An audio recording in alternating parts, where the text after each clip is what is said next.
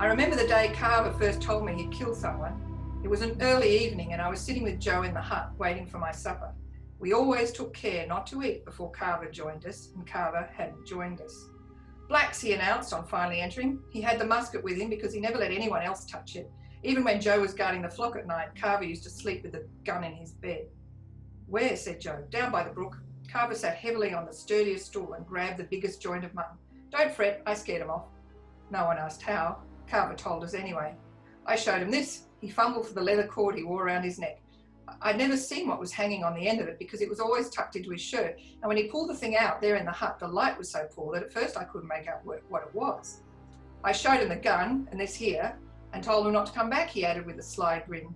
His teeth were like the ribs of a wrecked ship in a grey mud bank. He still had two eyes then, and they both gleamed as he dangled his pendant in front of my nose. I realised I was looking at an ear, shrunken, shriveled and sun-scorched. He'd punched a hole in its lobe so that it hung upside down from his leather cord. "Dried like a raisin in the sun," he informed me with a touch of pride. He said he'd lopped it off one of the blacks killed on Mr. Barrett's first raid, then went on to reminisce about the screams of fleeing women and the excellent marksmanship of Mr. Barrett, who had winged several coal-black savages despite the darkness. The pile of corpses they'd left behind, Carver gloated, had been as high as a cow's back. "A grouse hunt, that one," he told me. "You'd have been in your element, Tom Clay, a seasoned poacher like yourself." My stomach heaved, but I said nothing.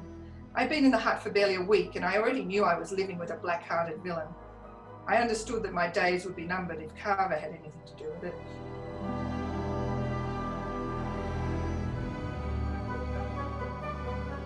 History itself is really important because, as the old saying goes, if you don't understand history, you're doomed to repeat it. I think that not enough people do understand history and how it affects us now, but I think that reading historical fiction is a really easy, palatable, fun way of sort of sliding into history without feeling that you're actually having to learn something. It's a gateway drug. That's what it is.